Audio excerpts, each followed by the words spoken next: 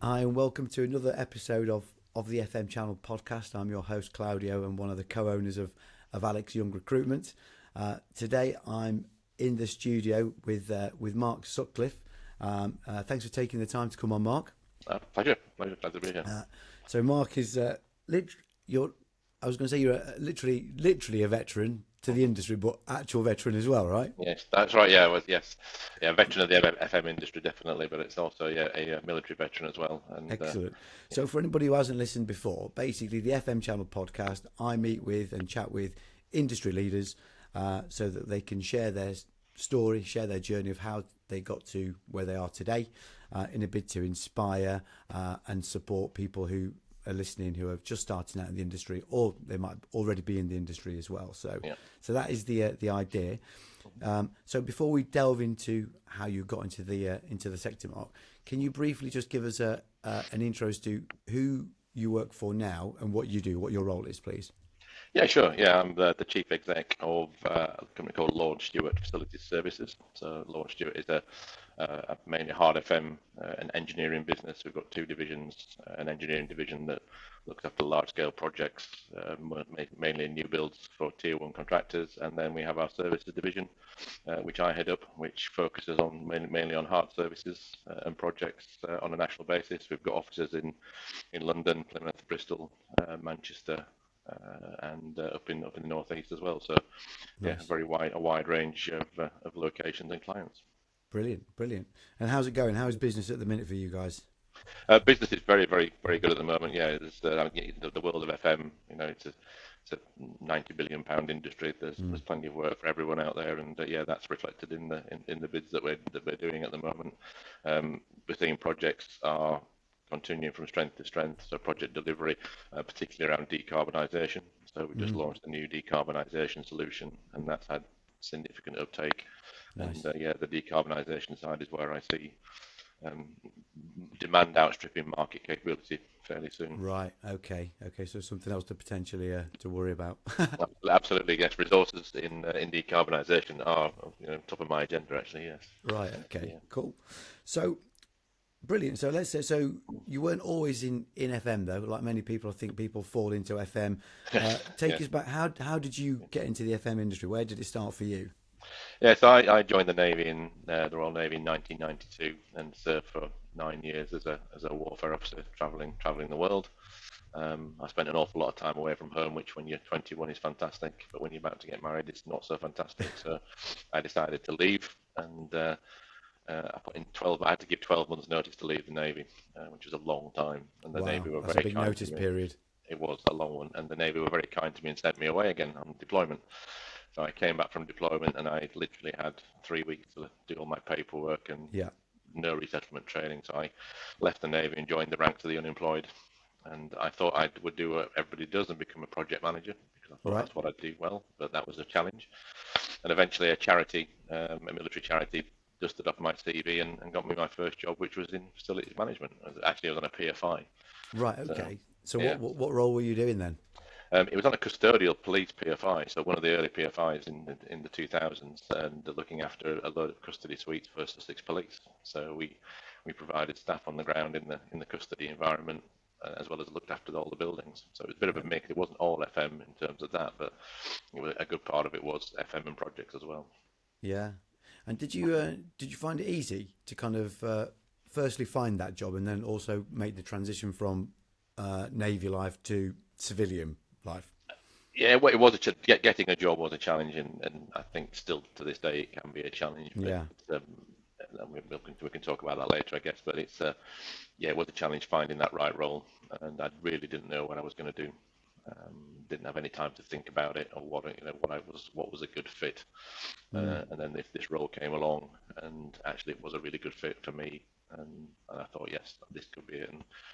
And I never went into it with the view of being facilities management. It was more of it was the PFI side, the construction and then the running of the building was of interest. But FM, when you serve in the military, it's often seen as sort of bogs and bins facilities management.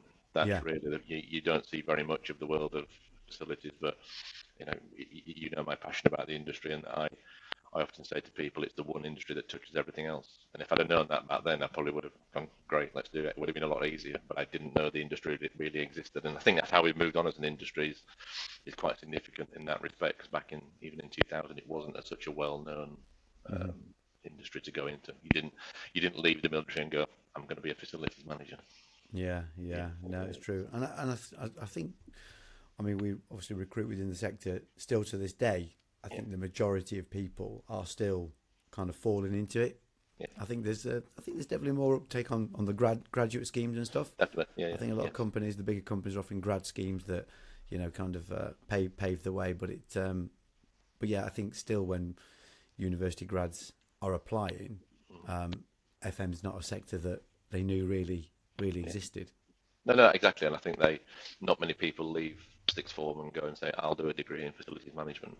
You know, you might do a degree in physics, marketing, anything, but it isn't that. You know, it's not a career of choice in many ways. I think, like I said earlier, people just fall into it, and it's there, and it becomes a very big thing suddenly. And it is now more important, and all businesses have realised that FM is key to success. Yeah, no, absolutely. So where did you move on from there then after your first role? How long were you there for? And then I was there for 4 years, started out as the operations manager and then finished as the general manager. So I did Nice. 4 or 5 years with those, and then I moved to work for what was called Ecover FM then, which is actually Bouygues. Of course. And I went to Bouygues, and I had a very privileged job of working on the Whitehall and Downing Street contract. So that was a great place to work. Who was in office at that point? Tony Blair. So we looked after, most of the Tony Blair, Gordon Brown, and that kind of. Did you meet him? Met him once. I met his wife as well. So yes, and various times. So we were, often in called down to Downing Street when things weren't running quite as well as they should do for a telling off. But yeah, it was. But equally, the Whitehall estate, so 70 Whitehall, 22 Whitehall, 9 Whitehall, were all very much all that central government piece, Nice. which is a very, very interesting place to work. I was going to say pretty iconic buildings to be based in, right? Yeah, and you learn a lot about the function of government, and that actually the TV show Yes, Prime Minister is quite accurate actually. So is it really? Yeah, it's just the most powerful people I think you learn in the country, and not the ministers, but they're the sort of the secretaries and the departmental secretaries and things like that. So they're the real the civil servants call the shots. Right, interesting, brilliant. So how long were you there, and where did you move on from there then? Yeah, I did another 4 years there, and then I went back to the police market, believe it or not. So I moved there. So I went to work for a company called GSL, which again is now G4S, and very much in the custodial market. So I went back to that market. My old boss invited me back into a role where, but again, it was all PFIs. So we were building custody suites primarily for police forces, and then operating them through both FM and the custodial side of it. But I then, after that, I kind of felt that market wasn't quite for me, so I only did a couple of years there, and then moved to Interserve. So, but ironically, I then went to work for Interserve, running the Metropolitan Police contract, because it was that police link all the way through. So so I kept that knowledge. So you've basically always operated within that kind of government or public sector side of things. For the first part of my career, absolutely, absolutely, it was. That was where I ended up. So it was very, very, very sort of a different. But what I've been used to in the military, it wasn't the same, and it was a completely different aspect of. And then you start getting introduced to bidding process, and you start to introduce to mobilisations, and you start to learn as you progress. And what at that point when you're kind of learning about ops and strategy and then kind of mobilisation, what part would you say kind of really did it for you, and you thought, I really enjoy this side, I'm good at this part of the job? My thing at the time seemed to be turning around contracts that were underperforming. So Okay. that's what I enjoyed doing, is either a bad mobilisation or needed a remobilisation. That was really the thing. But then I started finding this world of business development and helping build bids for new clients. So I think at the time we'd done what was called the Department of Health back then. I'm not sure it still exists, but Yeah. it was some government again. We did some bids for those guys, and I really enjoyed that. And then fell again into mobilisation and just starting to grow the business, and that's what really attracted me, I guess, to keep that's what kept my interest, was not just doing more of the same. So just, yeah, you can absolutely have a role where you continue doing the same thing, but I like change. I think that came from my Navy. The military tend to move you every 2 to 3 years, and you progress into Yeah. your next role, and you develop and you do more. So that's got the ethos, I think, that stayed with me to this day, really. Okay. Yeah. And so and when did you kind of transition or get that exposure to the commercial world after doing the public sector side of stuff? Well, I think commercial. Well, in terms of commercial FM, really, after my next role after that, I went to a company called Shepherd FM. Yeah. The Shepherd was part of the Shepherd Group, and it had a much diverse range of clients that were all not all very, very much not public sector. It was a lot of private sector. So we looked after Twickenham Stadium at the time. We looked after Mercedes-Benz Formula One. Yeah. Some real high-end sort of clients in the private sector. So it was a very different approach. It was a very different approach to bidding. It was a very different approach to operations, and yeah, it was a whole new exposure for me. Yeah. How is it different then in terms of what you just mentioned, from the bidding to the kind of the running of it, the public sector to the private sector, Well, for anybody that doesn't know? the public sector runs like the OJUC process. It's a very regimented process of pre-qualification, open tenders. Anybody can have a bid, have a go. The private sector tends to be more focused. Sometimes it's only one. That's rarer these days, But I often say to my team, private sector bids really come through consultants or in-house procurement teams. That's really where it comes from, and those are the markets you've got to get into. And sometimes you can be a sole bidder. Sometimes you're one of three or four, and you have to differentiate your bid. It's a bit of a different process than the government process is very regimented and laid out in terms of what the process they follow. The private sector can be a little bit different sometimes. Yeah. Yeah. Which one do you prefer? That's a very good question, Claudio. Very good question. I'm gonna cop out on that one and say it's probably a bit of both, really, because Yeah. both have got their sort of the pros and cons. Yeah. It's like, say, public sector bidding, you're open against. You can be up against 70 other people sometimes when you start out on the journey. Yeah. But private sector can be more. You can, and the procurement teams will try and drive a really hard bargain. So when you get to the sort of the best and final offer stage, it's not really the best and final offer, because they want another They still want another offer. shaving off, yeah, off it. So you get into that process of working with the private sector. Yeah. But I think it's the best thing is to have a blend. We have a blend of it's at Yeah. Lorne Stewart, where we're probably about 60% public sector at the moment and 40% private, and that's fine.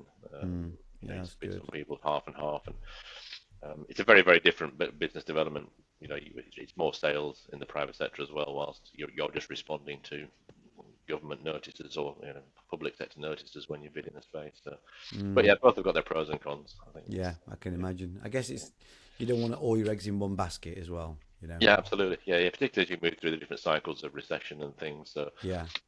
public sector tends to be a consistent spend. They may fluctuate on projects perhaps, but they will always need buildings. The schools need buildings, the hospitals need buildings, the Yeah. councils need buildings. It just depends how much they've got in their budgets. They Yeah. do face a tough time at the moment. Absolutely, we all know that. But equally, the private sector's got its own challenges. No, See, no, definitely. for me, the flip side of it as well, at the moment, you see the world of decarbonisation. Yeah. The government is investing vast amounts of money in decarbonisation for public sector bodies. The private sector hasn't got much money to spend in decarbonisation. So Right. it's the other way around now. So because the business case for a decarbonisation project can be 14, 15 years. And in the current market, the private sector isn't particularly interested in that return on investment. It's the right thing to do, but Yeah. they can't get justification for a 15-year payback. Yeah. But the Yeah. government can. So the government is making, so I think there's a bit of a shift needed for the private sector to invest in decarbonisation in the built environment. Right. Okay. And so, for anybody that doesn't know much about decarbonisation, and me included, I guess, what kind of projects and what initiatives are available, or are you guys looking at in order to do that? Well, I think if you look at some of the really boring statistics about it, is that 30% of all carbon emissions come from the built environment. Right. And that's a big number. So we, as the built environment specialists, have a big part to play in reducing. Now, some of that is construction and some of that is demolition, but the vast majority is building operations. So, Right. and that is mainly from heating and lighting. That's the energy produced. There's also a whole lot of things about supply chain, which I won't go into. But in terms of the built environment work that we're doing, it's really removing sources of carbon. So we're doing a large project for some schools in Devon that we're taking out all their gas boilers, or virtually all of them, replacing them with air source heat pumps. And they're putting PV cells on the roof, which feed into batteries. The batteries then obviously, when the schools shut, the batteries then sell the energy back to the grid.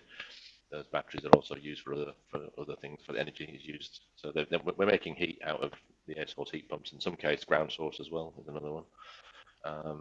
The technology moves very, very quickly all the time, and that's one thing we've all got to, as an industry, is keep up on technology and developments. But the need to take out carbon-emitting sources from the built environment is significant, and so wind turbines are becoming less of a micro generation. It's really now about different things like air source heat pumps and ground source heat pumps and batteries and PV. That's the direction it's heading in. But there are so many technological products coming on the market that can do things that we could never do before. Wow. Okay. Okay. Yeah. And you finding that your competition are kind of heading that same way as well, or? Yeah, I think there's a lot of companies that are now forming those decarbonisation/energy, because everybody realises the importance of it. I think as an industry we need to address it a little bit quicker and faster, really, and finding the resources to do that is, we're lucky. We're a hard FM business, we're an engineering business. That's what we do, and we have those people available to us that can do it. And the air source heat pump is very similar to an air conditioning in terms of concept, and so the guys can install those, and we can work on those. But other things are, we need specialist people. It's also building the business cases for them. So that's obviously not our thing. That lies with other parts of the industry, and build the business case for an organisation to decarbonise. Right. Okay. Is very much part of that journey as well. So in terms of workforce and engineers who kind of, like you say, install this, you've got guys can cross over into that already, yeah? Who are Absolutely. guys? Absolutely. Yes, and there's the supply chain. PV is can be quite specialist, so we you get that outsourced. But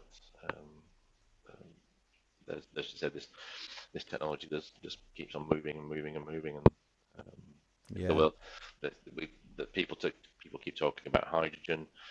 And new gas boilers have got an element of can take hydrogen, but you can't put hydrogen through the gas network. Right. They're doing a trial at the moment of 10% of the gas will be hydrogen. But again, the technology behind it is that the gas molecule is smaller than the copper molecule, so hydrogen escapes through copper, and you can't use hydrogen in copper. Right. Okay. So yeah. you'd have to change the entire gas network. You know your stuff, Mark.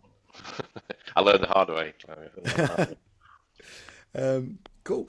So you're okay. Brilliant. So do you know there's a skills shortage that we all know about? Just want to have a quick chat about that. I always kind of bang on about it quite a lot on LinkedIn. Do you think that companies are doing enough to kind of plug that gap? And will we ever get rid of that gap, do you reckon? It's probably one of the biggest things that keeps me awake at night. It's just finding the people who nobody's entering the journey or there are very few. There are a lot less. So we still have apprentices. One of our guys in Plymouth have just been recognised for the Apprentice of the Year award down there. So we do have them, and they're doing really well. There's just not enough of them, and to meet the people who are leaving. Whether you're a Brexit fan or not, Brexit took a huge chunk of people away. Absolutely. And that workforce was depleted by that. Then people through we always talk about COVID, but people then started retiring early. not going back to work, so we've lost a load of people around that. So it's a perfect storm, and we're not doing enough as an industry, and we have to try and figure out a way of being really innovative to try Yeah. and, you and I have talked about overseas solutions, and still that's something I think we have to address. In the veteran space, they're not a cure for everything. There's no silver bullet to any of this. Apprenticeships, absolutely. The government need to get behind schemes to train people and to do that sort of thing. So Yeah, it's yeah. I think there definitely needs to be some kind of incentive, I think, run by a national kind of program of some kind to kind of help it. Because like you say, there's no silver bullet, there's no one area that you can focus in. And we need to go to more schools or more universities or whatever. It's a bit of a combination. Better training programs. Yeah. And the apprentice levy, it's got some good stuff and it's flawed in other ways, but there's all sorts of other bits and pieces that feed into that. So we definitely need to do more and find a way to attract people into the market. We need more women in to be engineers. Yeah. We need school leavers. We need people to retrain at later life. There's so much we can try and do, but I know. It's my biggest problem, I think, in terms of people. And I think the way I see everything else, I've got young kids, and obviously you've got older kids, and social media is such a big influence, right? Yeah. And everybody's like on it, social media. Everybody seems to, kind of, kids are drip fed, and even adults, that having this side hustle, not having to work from the office anymore, going to work from Bali or do a kind of marketing job from a beach wherever and travel the world, be this kind of digital nomad. It's almost like, who wants to be an engineer when apparently you can be an influencer of sorts or whatever? It's tricky, isn't it? Now it's it's almost like it's not sexy enough. That's what we're being, everyone's being shown, Yeah. And it's not just like adverts, is it? It's constant. Everyone's like, we've got the phone, so it's it is quite worrying. Yeah, and even at a domestic level now, if you want to have something done at your house that's fairly simple, that historically a plumber could come and do, the waiting list is phenomenal, and it's salaries are going up as well, which obviously impacts the business because there are fewer people, and that's how the market reacts. The fewer people there are, the more they get paid to attract those people. So then the salaries increase, aligned for specialisms, and then you end up in another situation. So it is a bit of a spiral at the moment, and enough concern to we're looking at it actively every day. I'm thinking about it, and how can we try and crack this issue? Yeah, no, definitely. So you're ex-forces, and I speak to a lot of ex-forces, whether it's kind of Army, Navy, in the FM and maintenance industry. Why do you reckon people who are ex-forces transition so well into this sector? They transition really well because I think that I say to people that the life in the military is very much aligned to actually an FM career. So what they experience, and I try to take it back to FM terms. So in the military, they deal with reactive issues, but there are also lots of planning things. So they do plan things and they deal with reactive issues. So that's the similarity now. And again, the leadership and management training is often second to none. So they come out with a raft of skills about people management that we need this day and age. So but the downside is obviously they don't know much about the world of FM, but that we can teach them. So I think there's just a cultural fit between people, having the discipline and the sort of the skills to see things through to completion and deal with things in a proactive manner. And a can-do approach is very much what they do in the military, and that's why they sort of fit into the world of FM. We as a professional FM people, we fix things when things go wrong. That's what happens, and often the plan side goes. It happens quietly behind the scenes, and it's when it goes wrong that it comes to the fore. So and it becomes business critical, and that's why they're such a good fit. And I think there's also the side as well of when it comes to the tech from my side of things and technical engineering. Again, the level of training they have, they leave the services with a number of skill sets. So naval engineers, RAF engineers, the Royal Engineers, and the Royal Electrical Mechanical Engineers, they all have skill sets that are easily transferable. Yeah. Yeah, yeah. and that's what we're trying to work with. When you leave the military, there's what was called the Career Transition Partnership. It's just changing now, but they can give training to people who are resettling and leaving, and we're just working with them to talk. And that's where we need some people's help from the industries to say, and people like yourself to say, what are good qualifications for service leavers? What will help them to get that job? Doesn't say, some people might join a large supplier, some people might join a medium or a small business. We're not. I'm not bothered where they do. I just want them to get a good job in the world of in facilities services, facilities management, because we as an industry need to do a little bit more. Yeah, yeah. Okay, brilliant. What areas of the FM sector, because you've been in it for quite a while now, do you think that As long as you, nearly, yeah? What areas do you think the FM sector could improve? Where could it continue improving? It's obviously changed from, way back when, 25 years ago to where it is now. And obviously, it is a recognised industry, but could be doing. But what else could the industry be doing better? Do you reckon? again, I think promoting what we do, I think, is the key. Making it sexy is the thing. I think it's we are the sort of the silent heroes that go on behind the scenes, and people often don't understand. There's a facilities department in most organisations, large, and when things happen in smaller businesses, things just happen, and then but we just don't promote ourselves as an industry. I know IWFM are trying to move to more of a RICS model where we have sort of chartered statuship and all that, and that would be great to recognise as an industry and drive it forward.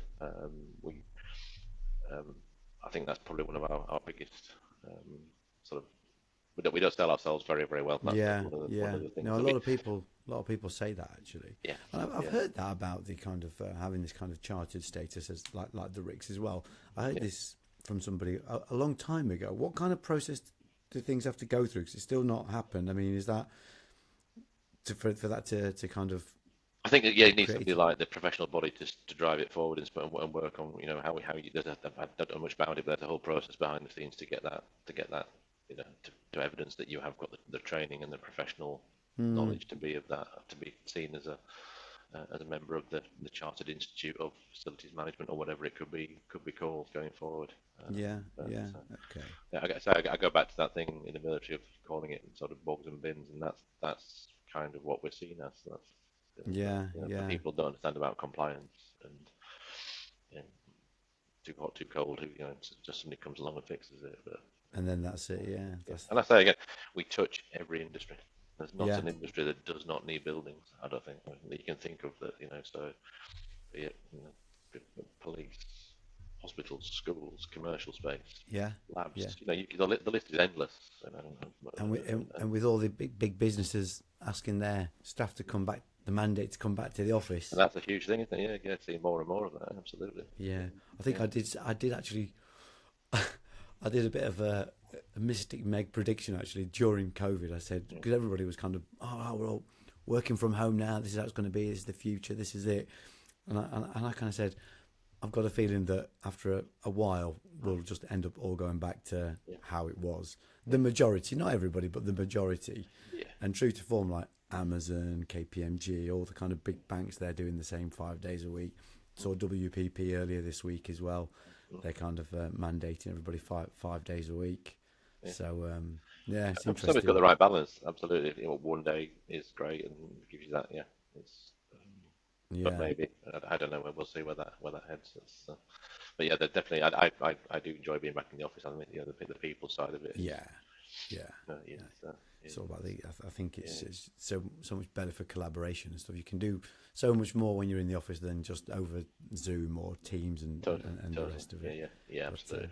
Cool. So just going back to the sector, and for anybody who's in it now, maybe kind of they've been in it a few years. What advice would you give to somebody who's kind of they've fallen into it, for example, and they're in it now?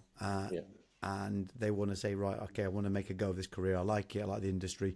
What advice would you give to somebody to make the best out of it and progress?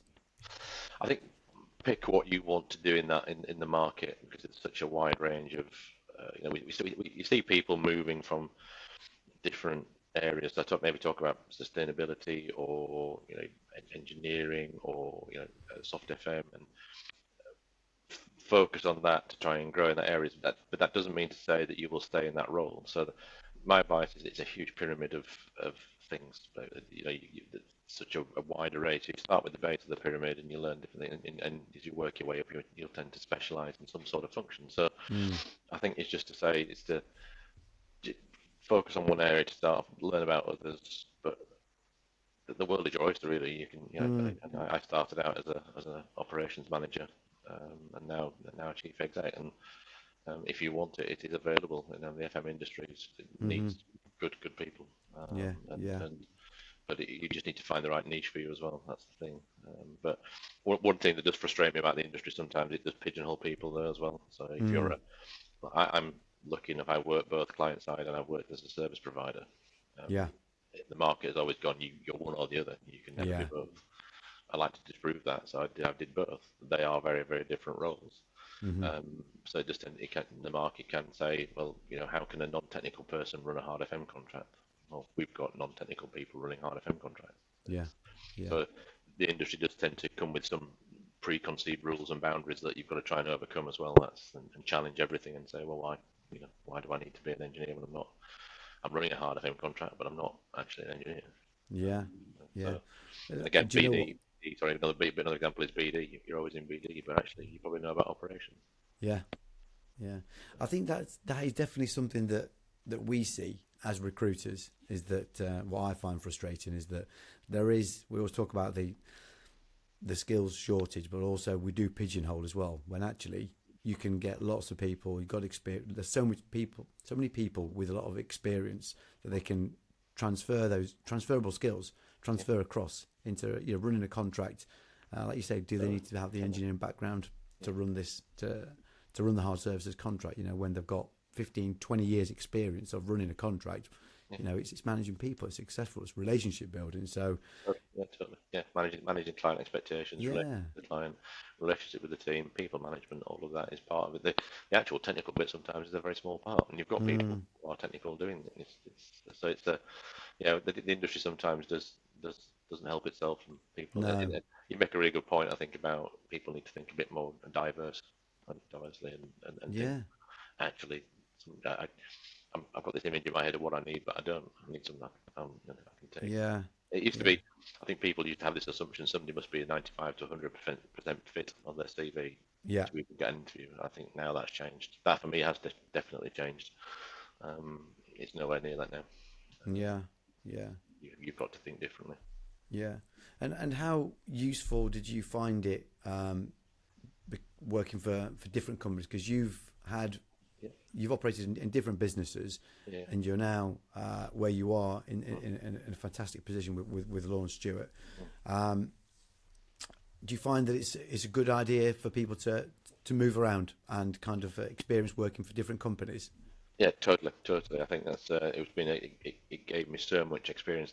I've been lucky on the way. I think I go back to the career I started out in PFI, and PFI, although they're coming to an end, a lot of them, it was a brilliant grounding when it came to management of different functions of operations, but also commercial. There's some hefty contracts in their place, but also payment mechanisms and things like that. So PFI gave me a really good grounding, but also moving in between large companies like Interserve and Bouygues to smaller businesses like Shepherd gave me a huge understanding of how different businesses work. And people often join businesses. I don't think there's any perfect business. It's very easy to criticise internally. Everybody's got their issues and problems, as we have in terms of certain things. But you've just got to think that it's actually more about the core role, really. Do you get enjoyment out of it and things like that? So it's okay. I think definitely moving around is definitely is important, and I think again that's something that's changed in the world. Is you used to see people who would do 16, 17 years with one company. And you probably see it as a recruiter. People are jumping less than a year. And they're driven by different things. They used to be driven by career, now it's driven by salary and the need to promotion very quickly, and that's another interesting change in the market. And what would you say is a good length of time to be with a business before moving on, in terms for an individual who's kind of like, how long should I be with this company before I move on? Yeah, it's a really good question, and I think it's when it feels right. But I mean, I go back to the military. The military moved me every 2 or 3 years, and that's kind of what I did. Yeah, I'm not saying that's right. That was right for me at the time, and it also, drove. But sometimes people are very unhappy in their roles as well, and I think you've got to think about your own mental health. Being in a role you don't enjoy isn't a good thing. no, I think the FM industry is so wide and diverse that there are other opportunities elsewhere to find that niche, and be happy in what you do. I can speak from experience. I've been in roles where I thought I really don't want to go to work that day, and that's because of something that's gone on or whatever, and yeah, yeah, different reasons. And you think life's too short, and yeah, that's one thing I've definitely learned. I started out, I think I've often discussed this with my colleagues. I used to be a person who always sought affirmation that Mark is doing a brilliant job. You're the best there is, and again, as you go through your career, I think you change your view on that as well. It becomes less important for you that you get the pat on the back, and you learn as well that because you don't get the pat on the back, it doesn't mean you're doing a bad job. yeah, But yeah. when you're 28, you think 29, you're thinking, no, actually, I'm doing a really bad job. I'm going to get fired tomorrow, and it's not that at all. Yeah, yeah. Well, that is the case. I think sometimes when you don't get feedback, it's because things are going okay. Because obviously, if they're not, you're going to hear about it, right? Yeah, exactly. Yeah. And Yeah. companies, and again, that's one thing I've learned from different companies. Companies have got different ways of doing things when it comes to managing people. And I've seen the good and the bad. Yeah, You hope you bring some of the good and get rid of the bad, but it's yeah, yeah. Very good. And how easy is it when you go to a new? How did you find it when you went to a new company to kind of create change? I guess. So, let's say you've learned something brilliant at Interserve, and then you went to your new job wherever that was at that time. How easy is it to then kind of implement and bring in new ideas to a new business? Is that kind of quite a challenge, or is it quite easy? I think it's been easier. It's easier at a contract level than when you're changing something at a business-wise. So when I was working on the Metropolitan Police contract for Interserve, it was pretty much my ship to steer, use the Navy adage, but and make changes that from I've seen good changes. But when you get again becoming higher up, start talking about changing company processes and things becomes more of a challenge because the Yeah. company when you have a company the size of Interserve or Bouygues, it's very much driven by its internal processes and governance. And so I think what I've learned more of is about how to not to break the system but to work the system in each case in terms of so what can you do within the boundaries of a company's processes and plans and try and bring I've definitely learned a lot. One thing I think I've learned a lot about is actually change management, because change management is something we in FM come across all the time. But again, I say to my team often, you can do change in two ways. You can do it to people, or you can do it with them. And if you choose to do it to people, you'll fail. So change management has to be done with people and take them on the journey. To use the management phrase. So I've seen good change management and bad change management, and I like to think I've learned from the bad and pushed it. That's the kind of thing that when it comes to FM, definitely you'll see different companies do different things different ways, and some of it you can bring different Yeah. knowledge definitely, and I'd like to think I've done that. Yeah. Yeah.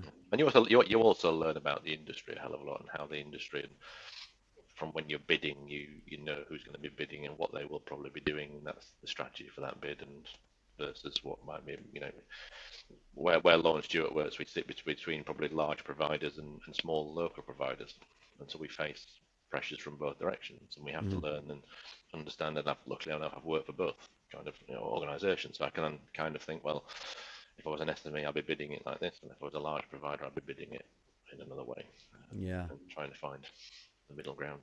Do you come up against the same competitors when you're kind of bidding for work? Do you find? Yeah, generally speaking, there's a depends. The larger bids will attract the larger providers. Yeah. Yeah, the smaller local bids tend to attract different. Where we are as a national provider, mainly hard FM. There aren't many organisations left that that's when I say left. Most have been M&A, merged, acquired, whatever. So we're still family owned, and will remain so. So Yeah. for them. for the foreseeable future. So yeah, it's a space where we don't. I know the people we compete against, but I also know the people who appear on the bids often. Yeah. Very good. Brilliant. Well, Mark, it's been a pleasure talking to you, mate. I really appreciate you taking the time to come on and do this. Glad to be here. And yeah, listen, all the best. Hope Lorne Stewart carries on being successful. And we will catch up soon. Catch you soon. Yeah, cool. Nice one. Take care. Cheers. Bye.